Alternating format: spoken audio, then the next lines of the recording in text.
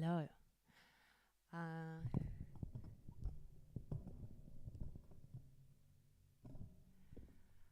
Okie dokie. Um, Welcome to this live stream. I haven't really advertised this very much, so we'll see who or at all. I just booked it last night. But I wanted to come on and just have a jam. I have not been live for a really, really long time. Um, Goodness, like a long time, probably since the beginning of this year. I've sort of been taking quite a bit of a social media break, which has been really nice. Um, Wondering if any of you guys have done that before. Uh, so so I wanted to come back and have a play just to kind of challenge myself to do it. And also I've had lots of ideas recently that that I've been working on. I've been kind of working on some solo stuff. The stuff I've been working on has been mostly like synths and layering lots of different synths and kind of, I guess, more of an electronic, but composing with the piano and the synths sort of vibe. But I'm going to just do piano versions of those songs because quite often that's how I write songs in the first place. Even if they don't end up as piano songs, I'll still write them on the piano. So you're going to hear the original sort of versions of these new pieces that I've been working on. And I just thought it would be nice just to show you, rather than a bunch of covers that we've all heard before, just sort of what is inspiring me at the moment and what I'm doing when I sit at the piano. So that's what I'm going to play. And then I'm going to be weaving in. I've got some little notes on my phone that I wrote last night. And in between some of those songs, I'm going to be picking out some of the little techniques that are happening that you might notice while I'm playing them.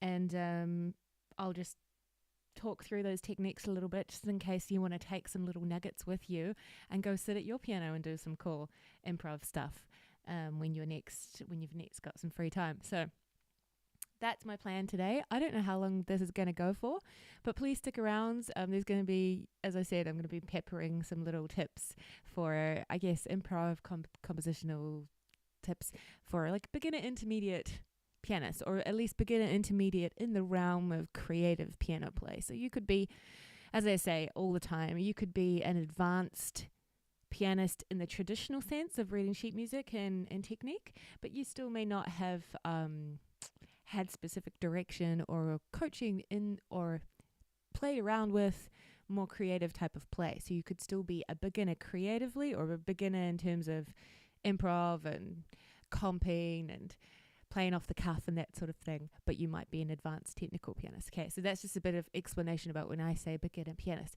So probably a lot of people that are going to show up and watch this video, these tips will hopefully be useful for you. And also I just want to draw attention to my excellent wait. I've never gotten used to that. My excellent little color matching thing up here looks like it's on the wall, but it's not. This is a poll that I'm doing at the moment that I really want to hear from you. If you're a beginner creatively, as I said, or even just a beginner at all for the piano, if you're interested in playing the piano, or you've been playing the piano for a while and maybe you are finding it difficult to get past like a beginner stage, I really want to hear your thoughts about what it's like being at that stage. What's it like? What do you need? What are you not getting from what's available online? Why is it difficult for you to, get past this stage? What's frustrating for you? What's overwhelming for you? All those things. So if you can fill out my little poll here, and anyone who does fill out the poll will get a free copy of my ebook. Which is called The Guide to, I can't remember the proper title, The Definitive Guide to Learning to Play the Piano Without Sheet Music. It's my most popular ebook, and I normally charge $5 for it, but it's got like over $40 worth of free stuff, and so it's worth it, you know? I'll give it to you for free if you spend a couple of minutes filling out that poll. I'm going to stop talking and play some stuff. So, yeah. This first one is called Official Soundcheck. This one is called Hollywood. I'm not going to sing it because I haven't actually. I've gotten so far as to name it, and I know what it's about. And I could sing the chorus, but it would just be the same line over and over. I haven't written all the lyrics yet, so I will spare you my gibberish. But yeah, I'll just play the instrumental version. This is called Hollywood.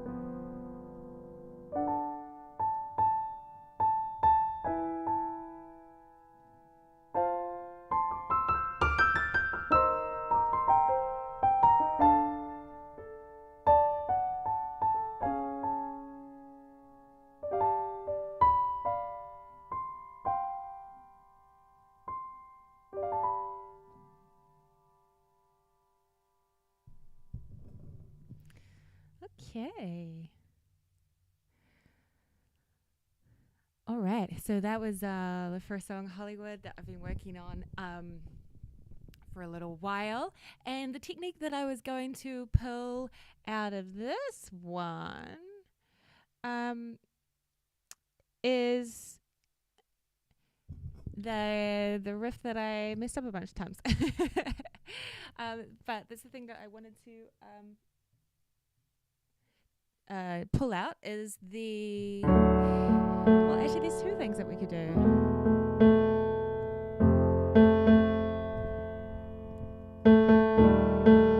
Okay. So the first thing is... Oh, there's so many things I could pull out.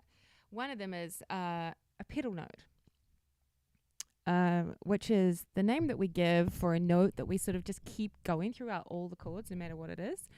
Quite often, the term pedal note is in reference to doing it in the bass. So if we did it in the bass, then we would have one note at the bottom, and then we'd be changing chords on the top.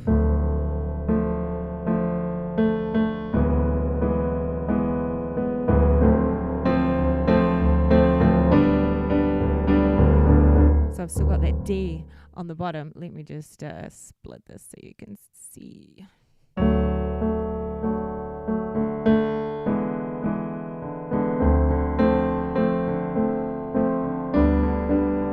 See, I've got the D and the thumb and the bass octave, and then I'm changing chords on the top. That's the traditional pedal note. But what I've done in this particular song for the start of it is I've kind of done a pedal note on the top, which is this A. So I'm changing chords, but I've got a consistent like voicing in those chords with that A coming through every single chord.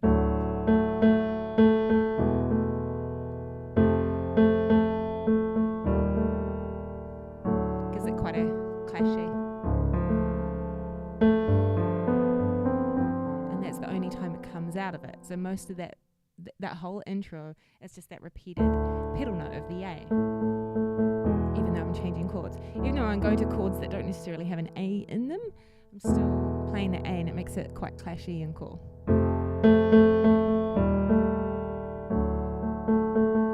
Even though it's clashy, because we're used to that A being repeated so many times, we're like, it's fine. It's clashy, but it's fine because we're familiar with it, right? So that's the first technique I wanted to pull out, is that pedal note. The other thing is literally in that same passage is chromatic chords. So I start on a D major. Let me see if I can. No, I can't. Okay. I start on a D major, and then I go up a whole tone to E, up a half tone, so chromatically to F major. So these are all major chords, and then I'm going down a whole tone to E flat, and from there I'm going chromatically down to D, and then to D flat, right? So I've done this stepwise movement, we call it, so the stepping between whole tones and half tones, similar to the steps that we do in a scale. So from D major to E major to F major to E flat to D flat to D flat, right? And then I go to a G. But it's that chromatic movement of the chords. I do it a lot, and it's kind of a good, interesting way to play around with how things feel, but it generally makes it interesting because obviously when you're playing through chromatic notes, it's not sticking to a certain key necessarily, so it does make it sound quite interesting. Right. Now,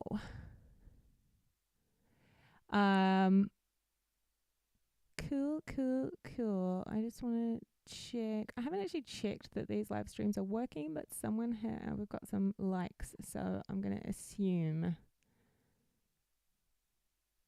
that we're all good. Okay, so we've got the technique of the pedal note while I'm doing that kind of stepwise movement in the chords, and then I go up to a G. So that's two techniques for you. There's one more that I think we could pull out, which is after I've done the verse and chorus, we come back to that intro. This is all from the same section. And then I can do this little melodic thing. I've just woken up, so and I didn't warm up. Lots of excuses to say I didn't play that run of thirds very perfectly. But anyway, it's a scale of thirds, and this is one of those things that you practice when you're practicing scales. After you've done all your scales individually, individual notes, you start to practice scales with intervals, and one of those is scales and thirds, and it's very difficult to get your fingers around. I'm not just saying that, it is. So it takes some tricky fingering, but if you practice your scales, if you practice the whole scale,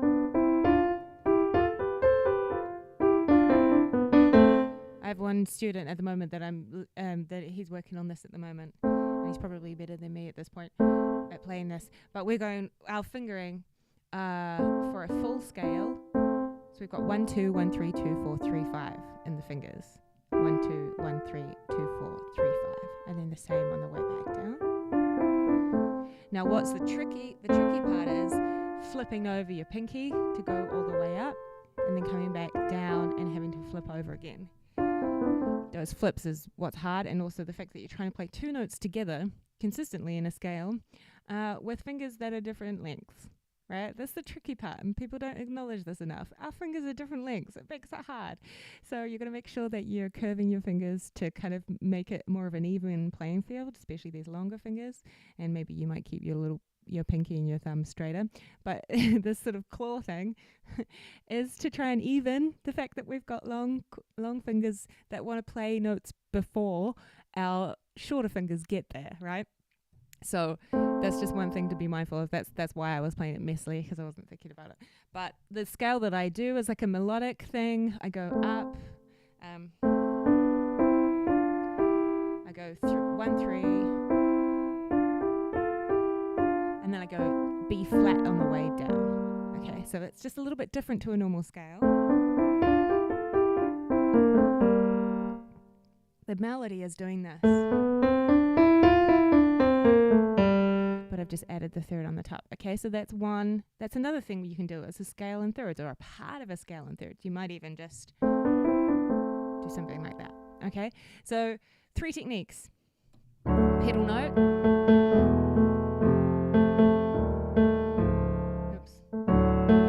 So that's one. The other is chromatic chords, D to E to F, or stepwise chords, E flat, D, D flat. It's another compositional element. And the third one is your scale in thirds. Just is a bit nice and a bit different. Okay, let's move on. So that was my song Hollywood that I've been working on. It's not finished, but there we go. It's going to have lyrics eventually. And I'm sure I'll show you when that happens, and just some compositional elements that I thought I'd just break out for you. Now, again, I want to make sure that I let you know about the reason I'm doing this live, which is I'm trying to get information on what beginner pianists want. What do beginner pianists want? And I basically know, because I've been doing this for a while and I've taught a lot of beginners, but I want to know what you want. How has the digital landscape of learning the piano changed in the last few years is basically what I want to find out. What are you kind of over about online learning, and what do you wish that you could have? So if you could fill in this beginner poll for me, the link there, bit.ly /beginner-poll.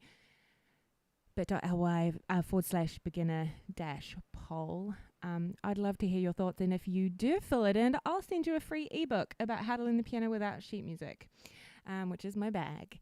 So do me a favor, fill in that poll. It'll only take you a couple of minutes, and I will be so grateful as to send you a free ebook. And like one that I put effort into. It's not just like a 4-page PDF. It's, I think, 60 pages, and it's a lot of the research and the stuff that I've learned when I've made several playing by ear and ear training courses. So it's kind of to do with that whole vibe. The second song I have is another kind of ballady one, and it's called Whose Straitjacket? Yeah, that's a good title, eh? So I'm going to play Whose Straitjacket now. And then I'll pick out some compositional elements to show you afterwards so that you can use it in your own composing at home. I'm also going to take my jumper off because it's hot. Oh no, you know what? I've got the heater cranking. I'm just going to turn it off.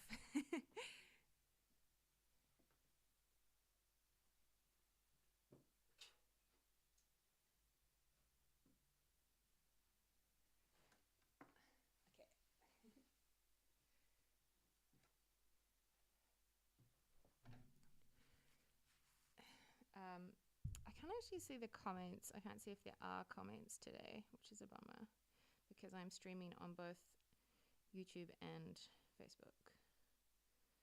God, I always get these mixed up. Okay. Right.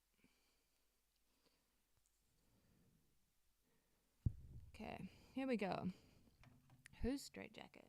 I do kind of, again, I have kind of lyrics for these, but they're not finished, so I don't want to like mess it up. So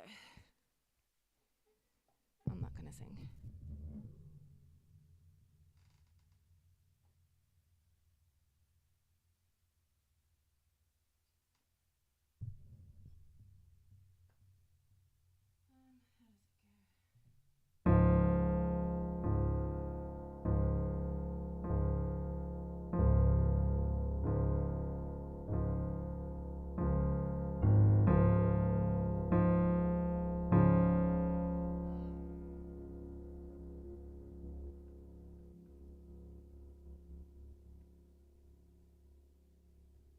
Just changing to my favorite piano sound. It's called Concert Grand.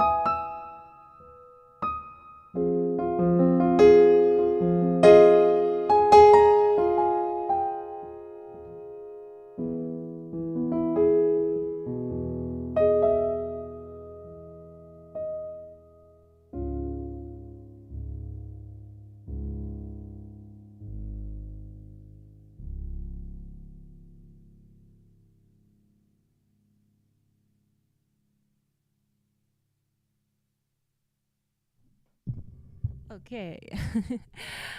Cool. So that was Who's Straight Jacket. And I think what I'm going to pull out of that one, I've got a few little things that I was thinking of when I was playing it. So, firstly, this is a technique that I used, that I found a few years ago from playing a lot of Radiohead songs, and Tom York seems to do this a lot when he writes piano tunes. And that is to have like the outer shell of the chord in the left hand and have the third in the right hand. And so I've done this lots of times with songs that I've written, but it's that sort of thing. Let me take it up an octave so that you can see on the piano. So I've got the D flat chord, D flat power chord basically in the left hand, and then I've got the middle note of that chord, which is the major third, up the top. So it's just spreading out. It's making more of an open chord than the closed. And then I've got the melody going.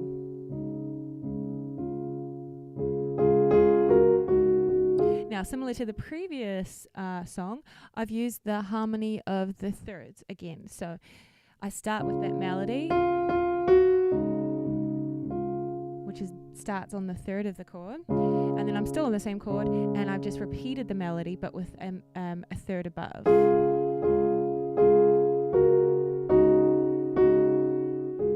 Okay, and I'm in the key of like D flat.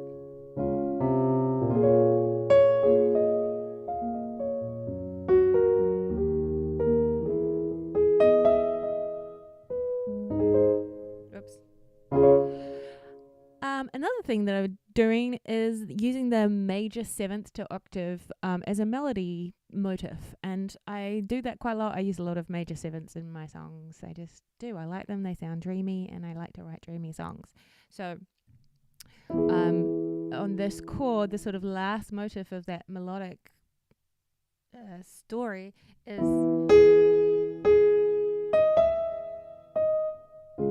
But because I'm playing it on an E major chord, again, I've got this power chord in the left hand, and then I've got the third up the top, starting the melody on the third, major third, and then I'm skipping up to the what is the major seventh in the E major scale, right? And then going up to the octave, and then coming back down to our tonic. Now, at the end, I do the same thing with that major seventh leap. I go, and then I go to an F major chord, and then I've got the minor third, that same note, A flat. Same sort of idea, but in a different place. And then back to the original. Okay. So those are a couple of techniques that I use in that song. I think I've maybe got one left for you today. And then I might just leave it there. This one is inspired by an idea that it comes from the Maori culture, and it's the dark and the light, and I'm going to try and pronounce it as Te Po Te Ao Marama. And I was told this story by a friend, and I decided to write a song about it because I thought it was really lovely. So that I'm going to play that for you, as much as I can remember it.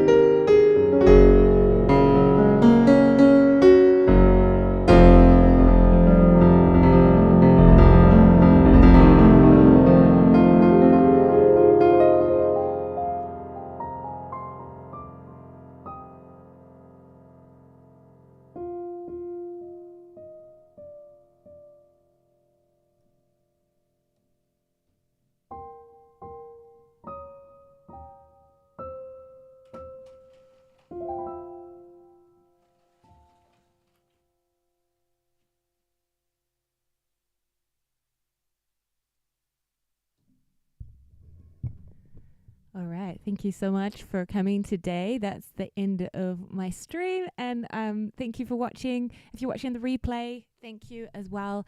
Make sure you go check out that poll that I've linked to. I'll make sure that I put it in the comments as well so that I can hear what you want in beginner piano teaching.